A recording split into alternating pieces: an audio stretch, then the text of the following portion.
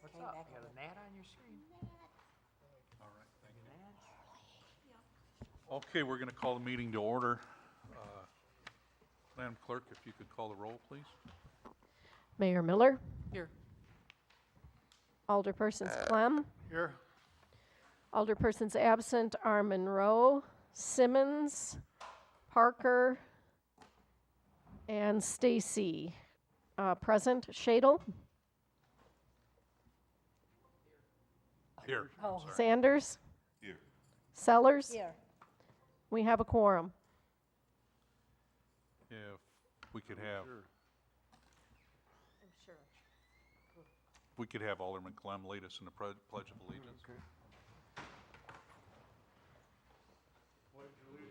To the flag of the United States of America and to the republic for which it stands, one nation, under God, indivisible, with liberty and justice for all.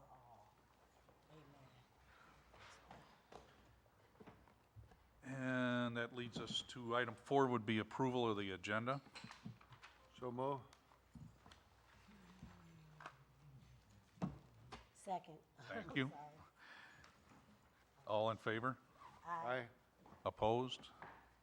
Agenda is approved. Public comments, was there anything listed? Seeing as there's nobody in the chairs, there's nothing there.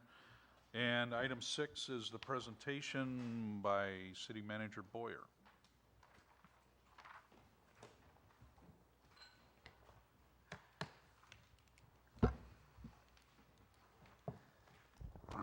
Thank you, Mr. Chairman.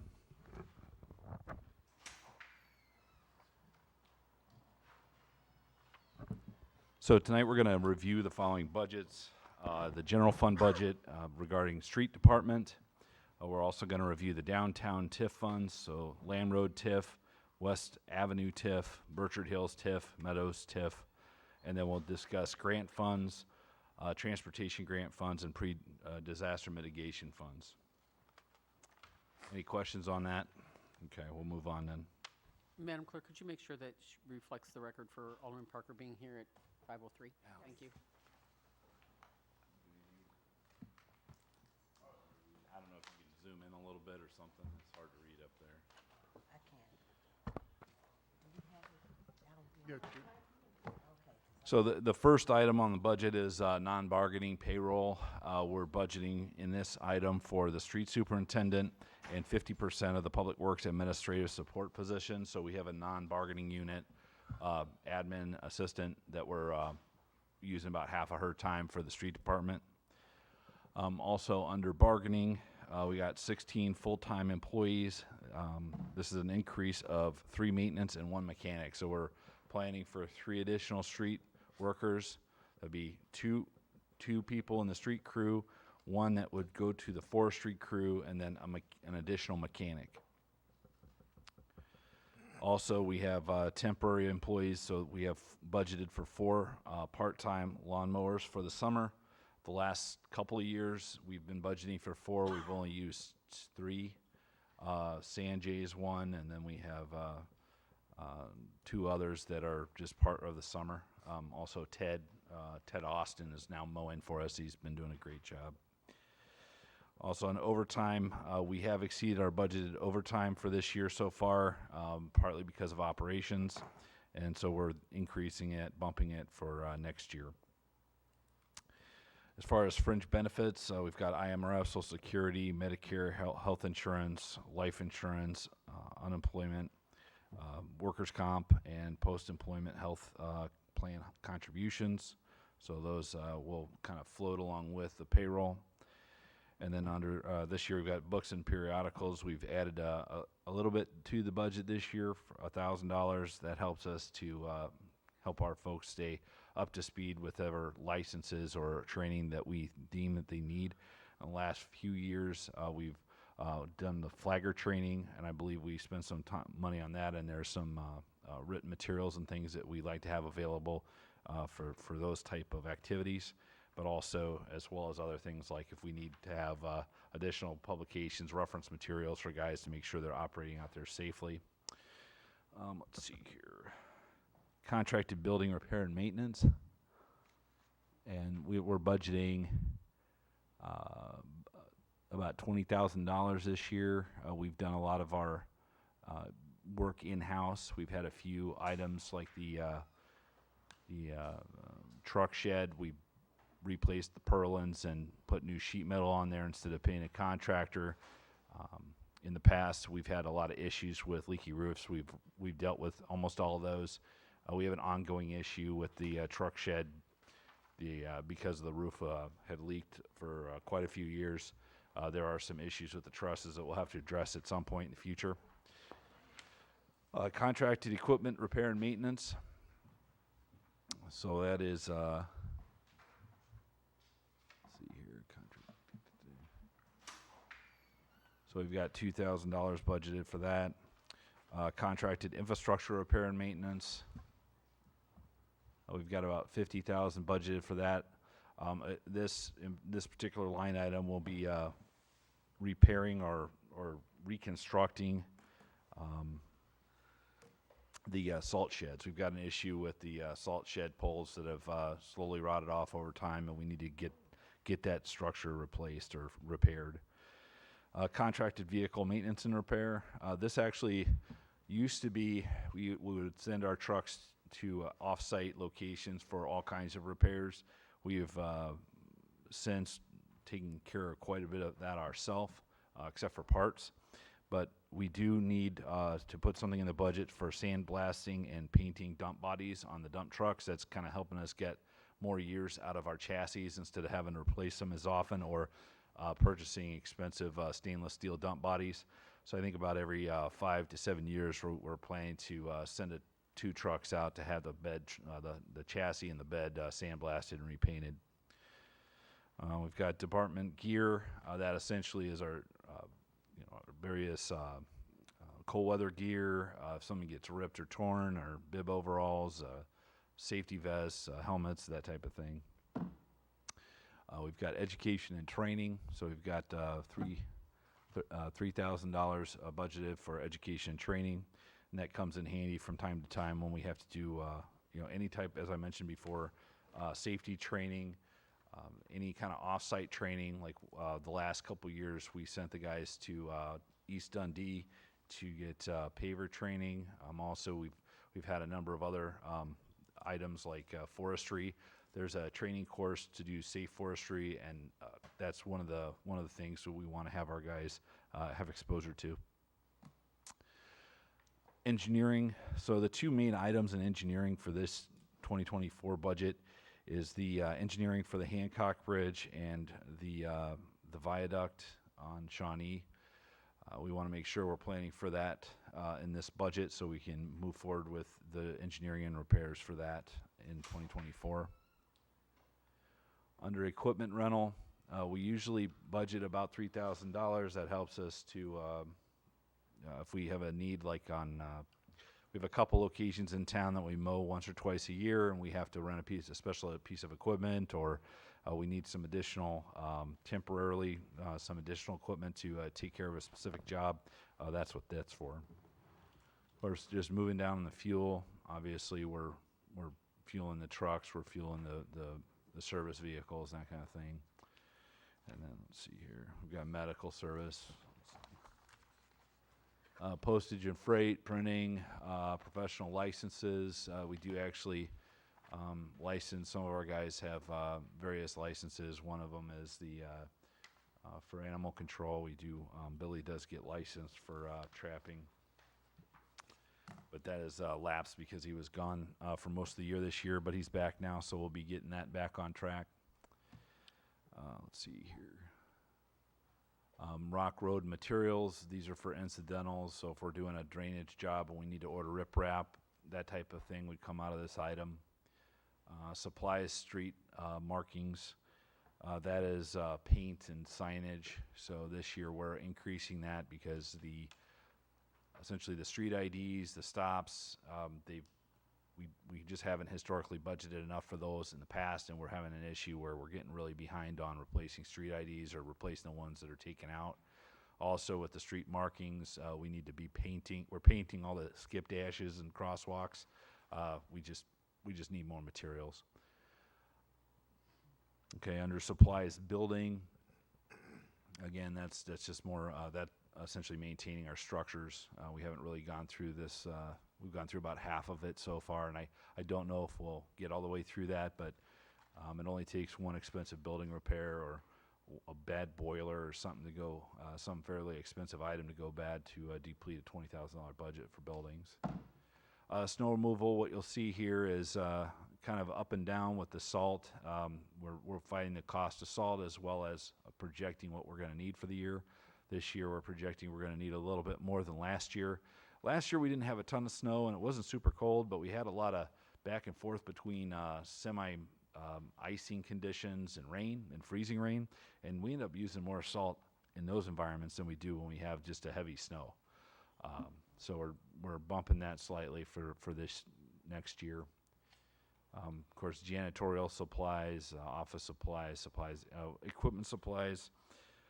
So this year we're looking for 60-inch snow V blade for one of the trucks, a curb roller, which would ideally allow us to do more of our own curb work moving forward, hose kits and breakers for the skid steer, and then loader mounting frame. This will allow us to change out the heavy bucket with forks and some other equipment for the loader, and then sand and salt spreader for the tool cat. In addition, we're looking at, for the smaller items, we want to purchase a new plate compactor, barricades. What happens with a lot of our barricades and cones is, I'll tell you, I've found them in the basement of one of the local stores, and I will tell you, we go out cone off a job, you know, if a few of them disappear into someone's basement, we won't necessarily know, and so we need to be replacing. Plus, they get destroyed over time, and they wear down, and they're affected by weather over time. Cones get run over and ruined, so we need to purchase some new cones, drills, grease guns, shovels, that kind of thing. Any questions on the street budget? Alderman Chair. Alderman. Rob, if you could take and program into the finance thing, not necessarily today, but before we get through it, where we're at on vehicles and what we lease, what we don't lease, all that kind of stuff, because I know there was a big push with the city manager to lease them all, and then I think some of that maybe went south and others came around, but if you could just explain that sometime in the process. Well, maybe I can give you a little explanation now. So the lease is basically, I mean, it's not like a standard lease where if you lease a vehicle for 3 years, then you have to turn it in and you get a new one and you start it all over again at the new price. Basically what's happened here in 2018, 2019, prices were really low, and they were given some heavy rebates and so forth for the service vehicles. So we leased the service vehicles. However, we haven't leased any new vehicles. We haven't turned those vehicles in and received new ones since that time because, quite honestly, A, between the supply chain shortages and the fact that vehicles weren't available, and B, the prices now and the incentives they offer are so, they're not there. So it doesn't really make a lot of sense for us to continue to turn them over. And their program worked really well in 2019 and 2020. But things changed with the supply chain, and all of a sudden their program doesn't work as well. As a matter of fact, there's no point in us changing out our vehicles. So essentially you can look at it as a payment we're making, and once the vehicle's paid off, it's ours. Michelle, did you want to mention anything on the lease program vehicle, or the lease you? Same as you. Okay. And a lot of my staff get confused about what leases mean, and the fact of the matter is it's basically a buy it on time program unless we decide to turn them in and get new ones, and we haven't done that. Okay. And there's some that will need to get replaced, but we'll be buying those outright in the future, assuming that makes sense. Okay. Thank you. Great question, though. Thank you. Alderman Sellers. I just want to ask about I know you talked about the licenses. I know we got a text on, the license for animal control was, what It expired. It expired, Yeah. thank you. But anyway, so to do that, I know we only have one person for animal control doing that. Yep. What is it if we added more than one? Because I think with you know, the situation with Billy and nobody able to come out and do it because he's the only one with license. How much more is it to add, maybe 2 people or however many people on that so that we could have people that if something happens again, we know that we have somebody that could pick up animals. Yeah, I completely agree with that. So Alex Kirschner was also licensed, and he left and got a job making more money driving dump trucks. So lost him, and then Billy was on medical leave, and then it expired while Billy was on medical leave. And we have every intention of getting him licensed back up to where he needs to be, and also have an additional licensed person. Yeah, it hurts when you're having a difficulty retaining staff because of wages. But we will continue to move forward with getting someone else licensed. 2 people licensed. But great question. Anything else? Yes, sir. Go ahead. Okay. Alrighty, so we're going to move on to TIFs. So TIF funds, that stands for Tax Increment Financing, is a publicly financing method that is used as a subsidy for redevelopment, infrastructure, or other community improvement projects. So this first one we're talking about here is the downtown TIF.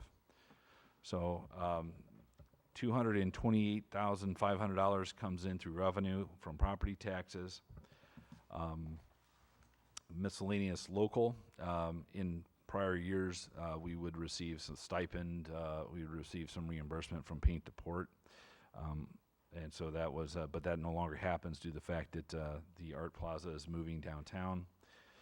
Also, interest, so $5,000 due to rising interest rates. So this is more interest than we've seen in this account in the past. And we're not projecting any use for any reserves on this one.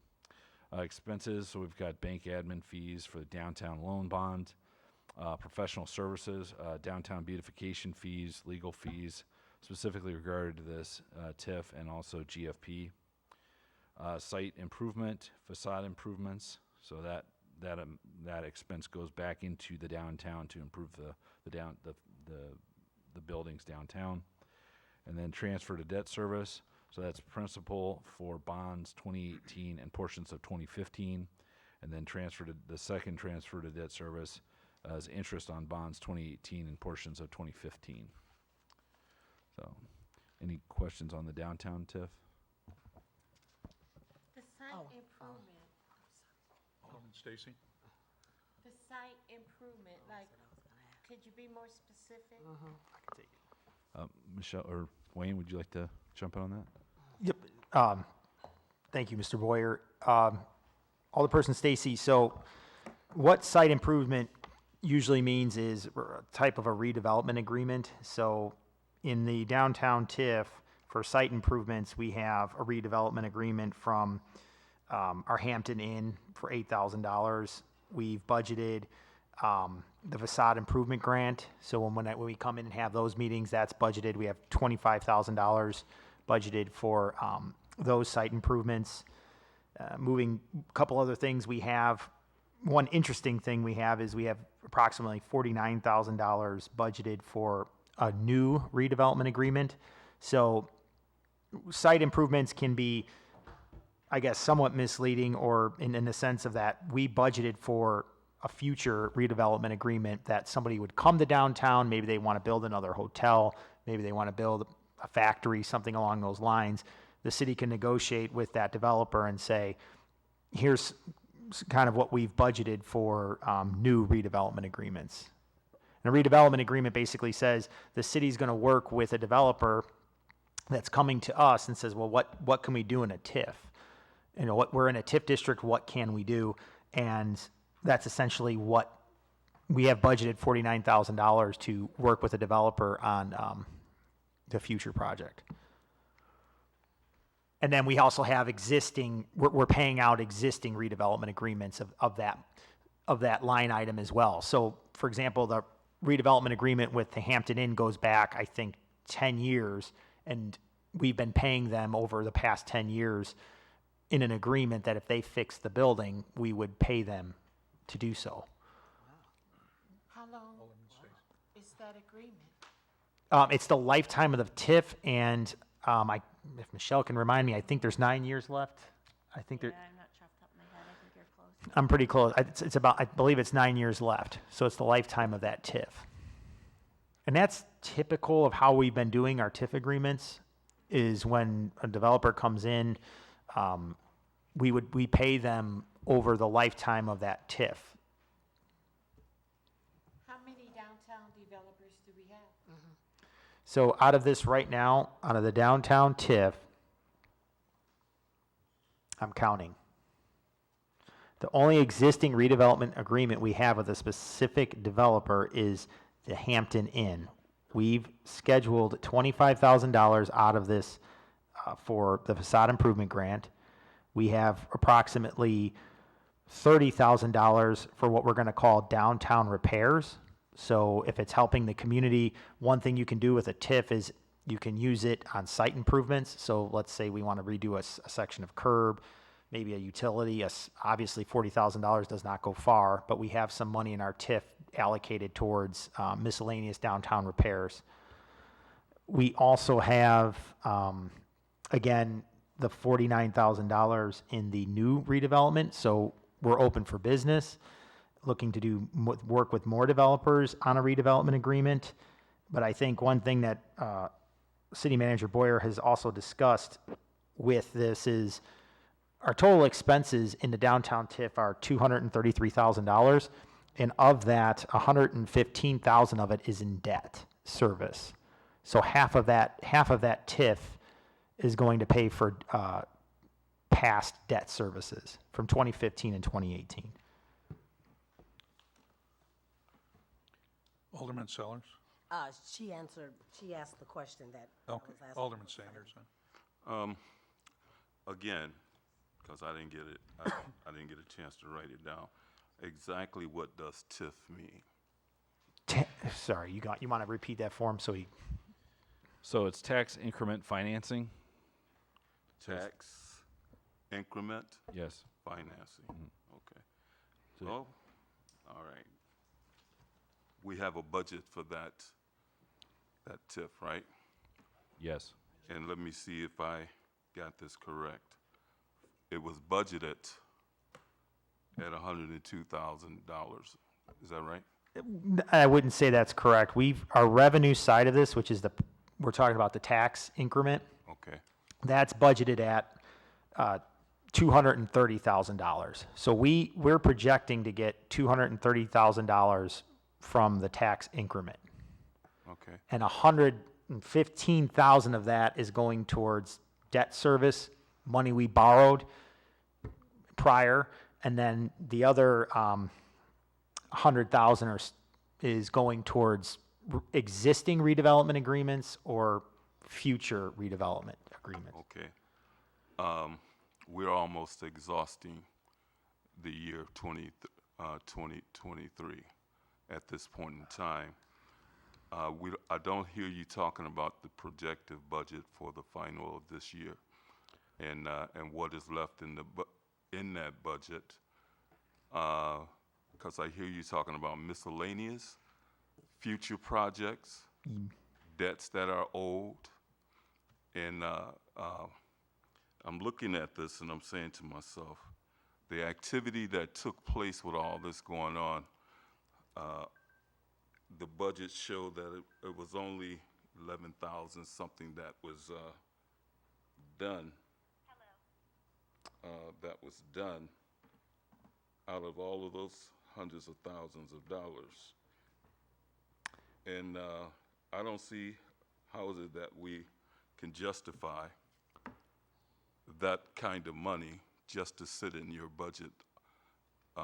And the thing about it is, all dollars that are excessive, over projected, I should say, it should be returned until we set a new budget, another budget. Instead of it being an estimated cost budget, we need a targeted budget that targets the activities that you're doing. And so that's not what I'm hearing. And so what I like to hear is that every dollar that's in anybody's project, those dollars need to be brought back to the central location of where all our monies are being divvied up and to do projects. But the thing about it is, when I see the activity of 2023 going on, I like for you to be more specific in details, even about that $11,000. And why was it projected to have more than what it needed? It seems like to me we have not done a proper evaluation of why this excessive amount of dollars that's sitting in a budget that is non-active and the year is almost gone. And I'd like to hear about the justification for why we have such a large amount in there, because I don't see a foreseeable future where this can land us this year or what we're going to spend this year.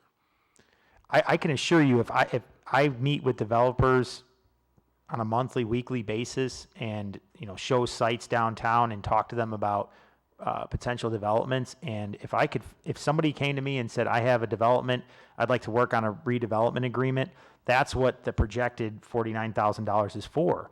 These are projected for redevelopment agreements. If we don't have that money sitting there, then when a developer comes and says, I want to develop in this community, and the money we've set aside, if it's not there, I can't offer that to a developer. Well, here's the thing. Council has no knowledge of what your budgeting programs are going to be about. Those kinds of programs needs to be before the council so we can see exactly what dollars are doing, so it makes sense to us. But at this point in time, I'm just hearing a bunch of numbers coming from the city manager, the person that's running the program. We're not getting enough details about what these programs and these dollars and why the purpose of these dollars sitting in these budget accounts. Well, I can make one thing simple, and I think I've said it before. We're projecting that we're going to receive roughly $230,000. So that means that's what the increment's going to provide in revenue. We know that we owe $115,000. Half of that is going to go to debt service.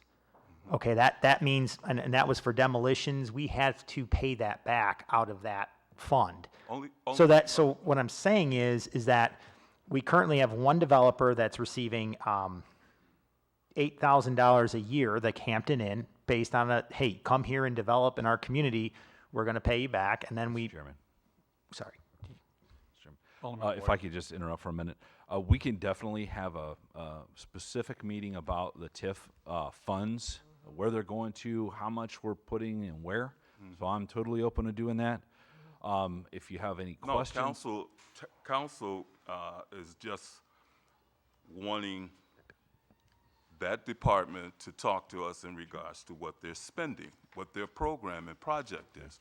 We want the department head to give us an explanation why things are happening. I don't think we need a middleman to talk to us in regards to what the program director of these projects are talking about.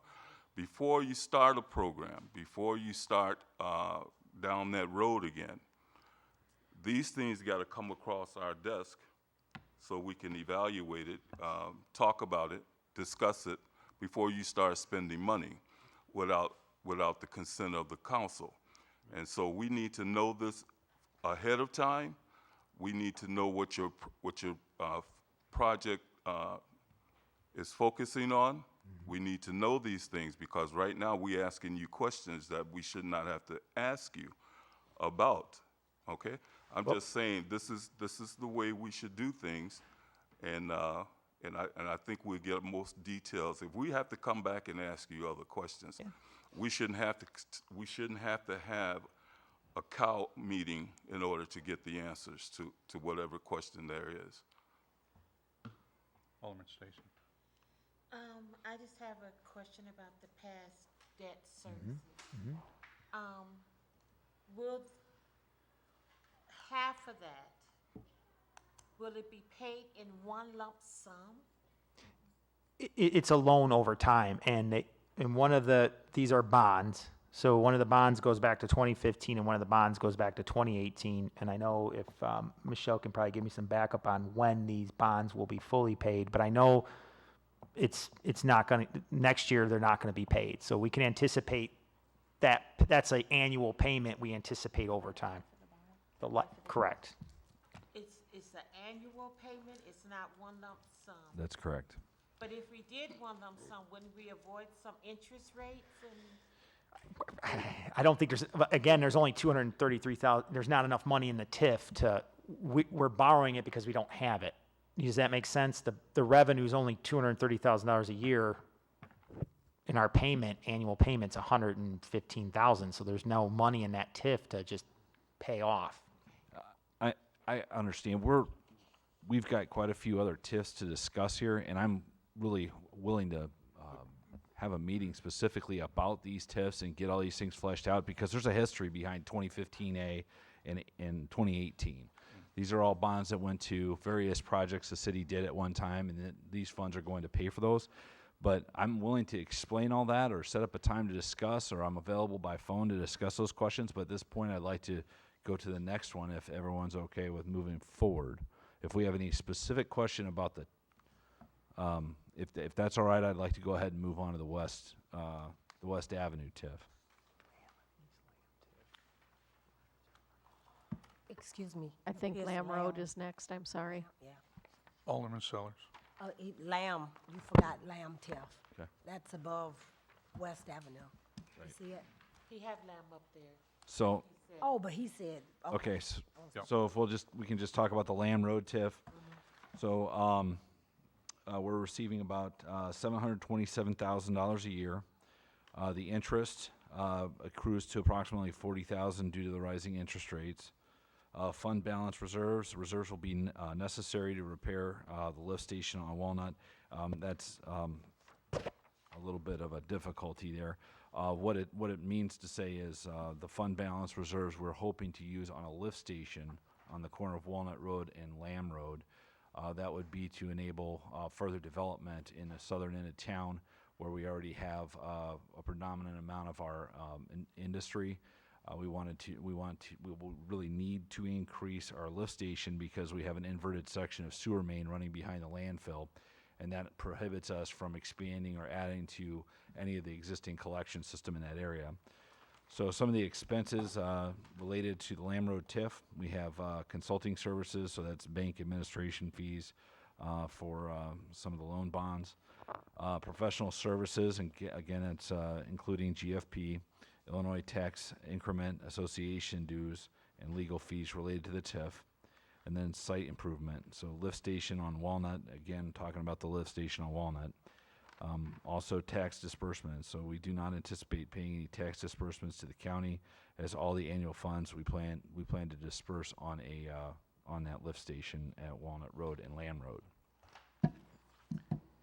Any questions on that?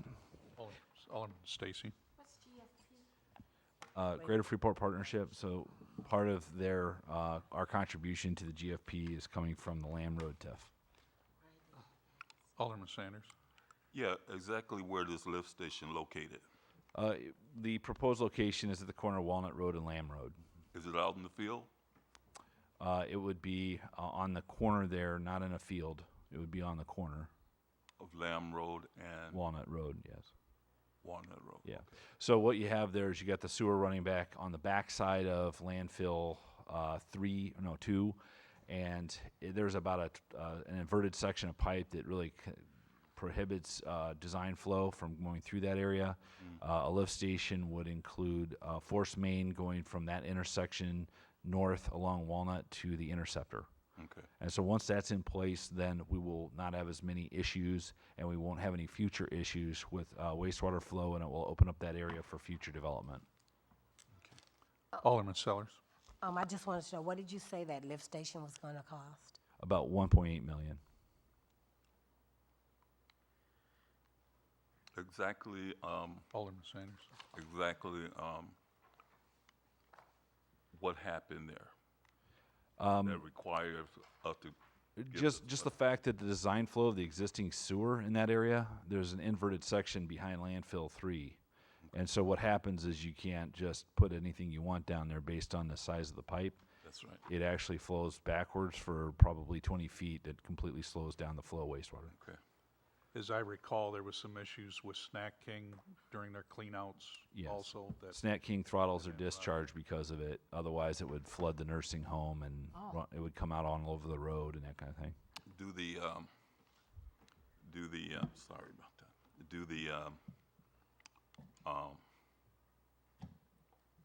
The inspection of those kinds of lift station, are they meeting the standards? Because there's quite a few of them out there.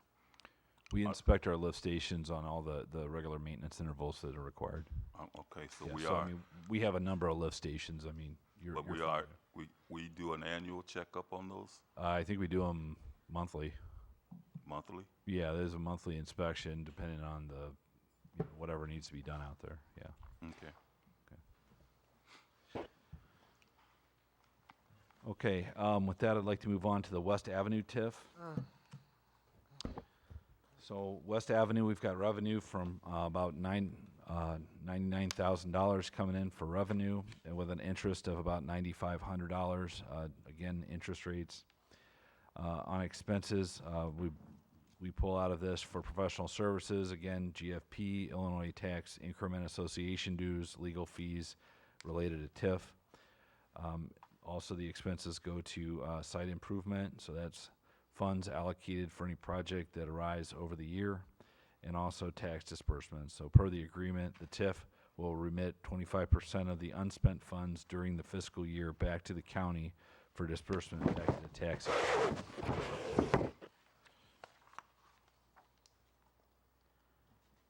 Okay. Any questions on that?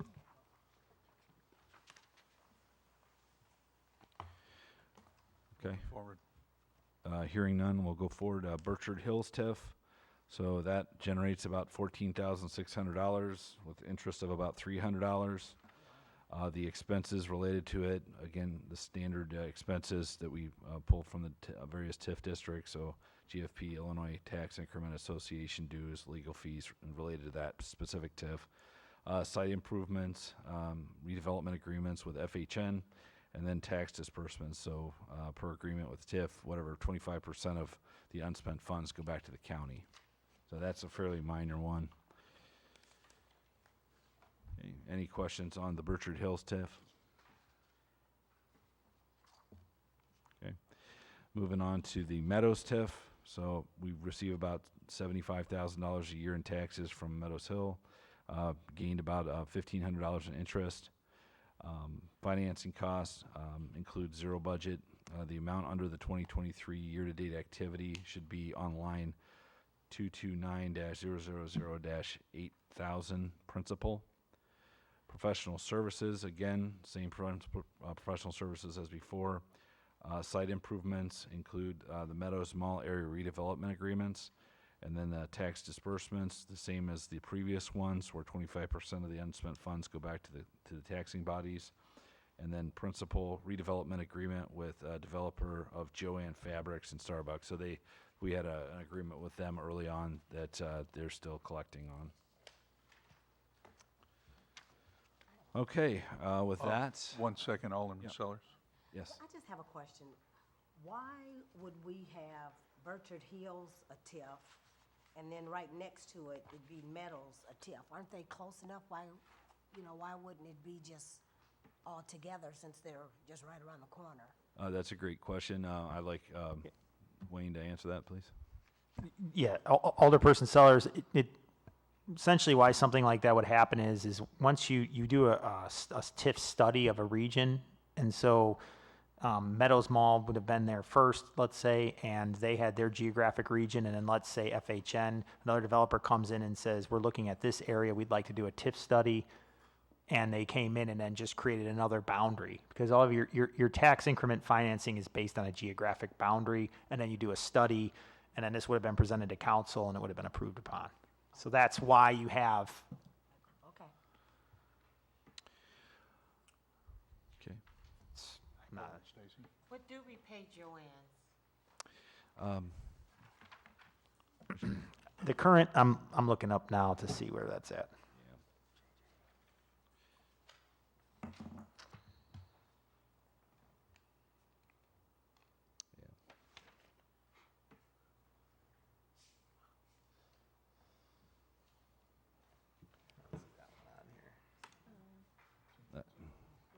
right here, right there. 30,000 per year, right? It's They're- based on the increment. Correct. They're receiving $30,000 per year For how much longer? for the lifetime of that TIF, which I believe that one has, 15 years on it. 15, so for the next 15 years, the lifetime of the TIF, they're going to be receiving that $30,000. Could be receiving more if there's another development that would push the increment higher. And these are economic development tools that are essential to bringing developments to town. So how long have we been paying on it? I believe it's 2014 or 2015. Is that? Yeah, that's It was- 2014. It would 2014 is when they came to town and negotiated their redevelopment agreement. And so it's 15 years total or yet 15 years? I can get you the exact number on that. It's the lifetime of the TIF, so I can get you the exact number on that at another. Go ahead. I think this particular redevelopment agreement has a cap. It's like a note somewhat, It's pretty high. Yeah. and it's very high. So I really don't think we're ever going to reach it. I mean, it's like $1 million note or something like that. And the increment is based on how much their property values go up. So when they bought that area where, what was there, the drugstore used to be there and the laundromat used to be there, the property value then was probably much lower than what it is now. So what he's getting is a calculation based on how much he's been able to bring up that property tax value. That's where like the 30,000 comes from. And it could be variable depending on how much more his taxes or his property values go up. Right. And so when staff is asked, what are we doing to spur economic development? This is spurring economic development. This is one of the biggest economic development tools for a community in the state of Illinois. You're basically saying, come to an area with a low property value, which if you have a low property value, you're taxed at a lower rate, and you're saying the city's willing to give back the improvement.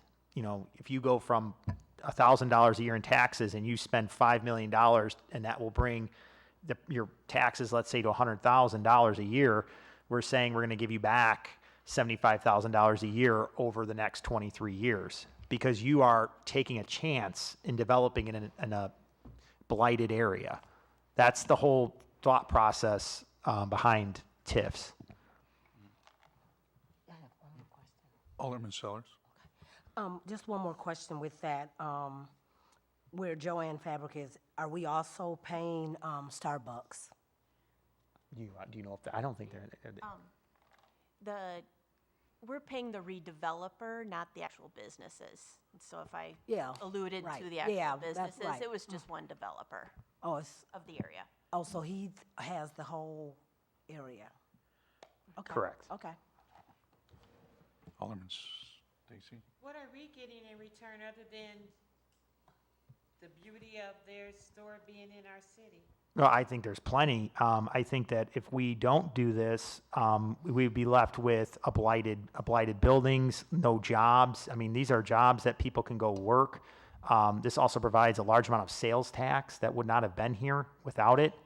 I mean, when economic development comes into our city, it provides, jobs. It provides a regional hub for people to come shop and spend their money, and that brings sales tax dollars here. I argue that it's vital for a community to do so. And you have TIF districts because the TIF studies show that the area you have a TIF district in is blighted, and people aren't naturally coming in and investing their money. So a city is saying, come take a risk on us, and we're going to provide you an incentive to come to our community and develop.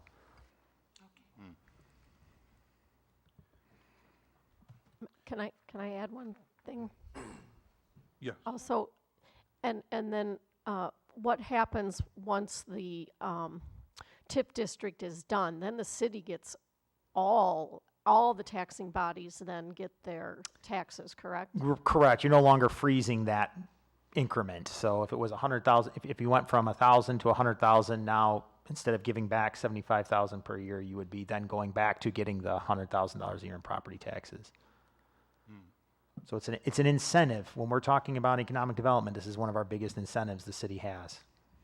But it has to be where we can reach it. It has to be at a level where we can reach it to.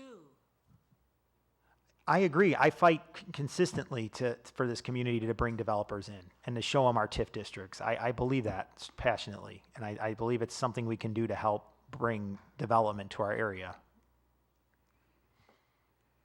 Manager Boyer. Okay, thank you.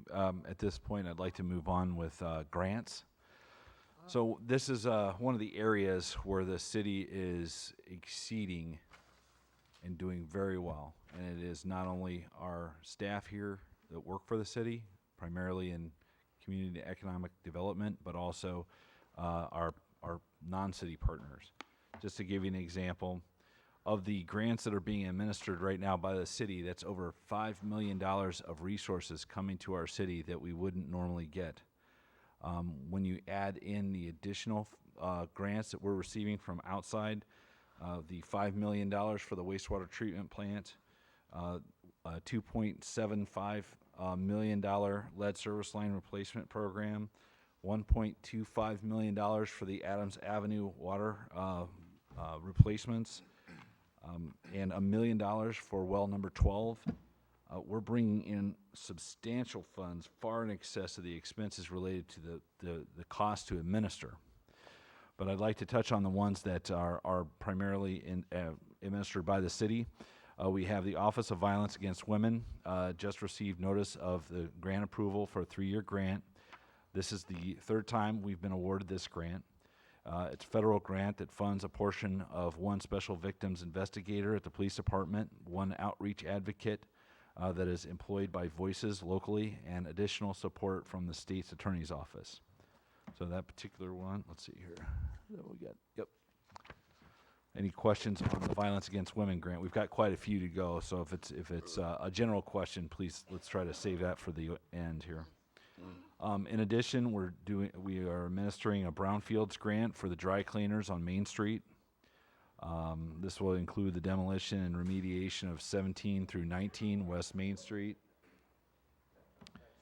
in the amount of $1.7 million and no required match. So that's just money that is coming to the city to remediate that problem. The project period is 4 years, but we do not have final details yet from the US EPA. So we're continuing to work with regulators on how to make that happen. Moving on, we've got the Bulletproof Vest Grant. This grant pays for half of the expenses to purchase new bulletproof vests. A new bulletproof vest costs approximately $500. The city matches this grant with 50%. So this is going to get us quite a few new vests for law enforcement folks. We also have DUI forfeitures. They're collected by the clerk and the circuit court and remitted to the city. The police department utilizes these funds. We also receive the K-9 program. When the city had a K-9 a few years ago, we had residual funds left over that were donated to the city for specific purposes supporting a police department K-9 officer. We are expecting additional donations in support of this initiative and have recorded a corresponding expense. So we're going to restart the K-9 program.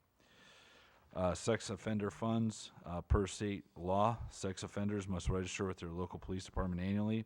A portion of these funds are required to be collected and remitted to the following agencies: the Illinois Office of Attorney General, the Illinois State Police,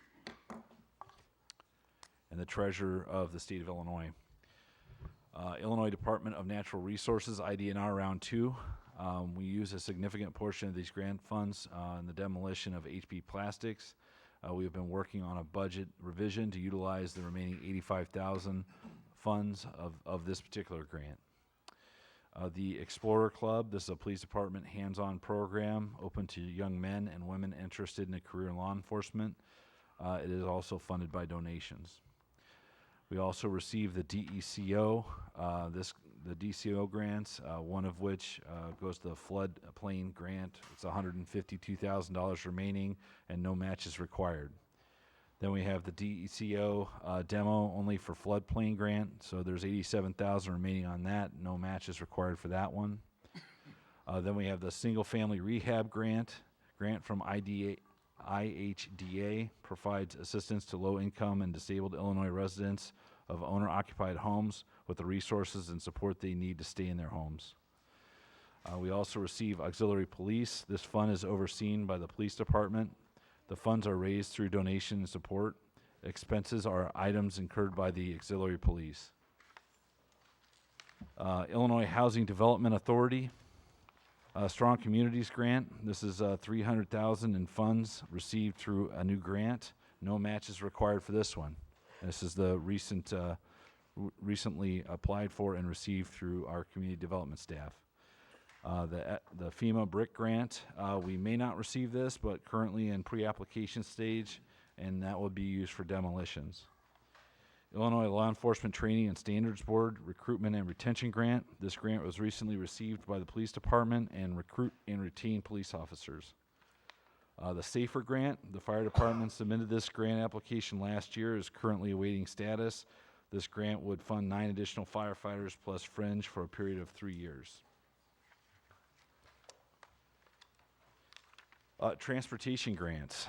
The community development planner also oversees the transportation grants and serves as the program compliance and oversight monitor for the PCOM. The city subcontract services to the Senior Resource Center. We have 3 grants that work together to fund the program. Federal grant called 5311. This grant pays for administration portion of the grant by PCOM and it also general operation by the SRC. State grant called Downstate Operating Assistance Program, General Operations of Pretzel City Transport.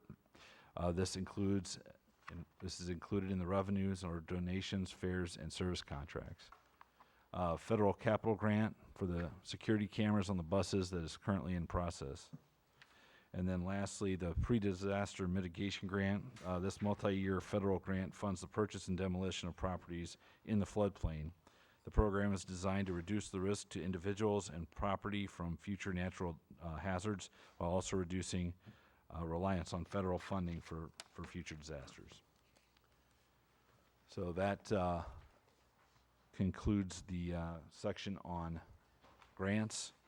As you can see, and as I've already mentioned, the city is administering $5 million in grants that we wouldn't normally have, on top of which we're receiving additional grants, including that $5 million for the wastewater treatment plant, $2.7 million for lead service line replacements, $1.25 million for Adams Avenue water replacements, and several others. So at this time, that concludes my presentation, and I'd like to open the floor up for more questions.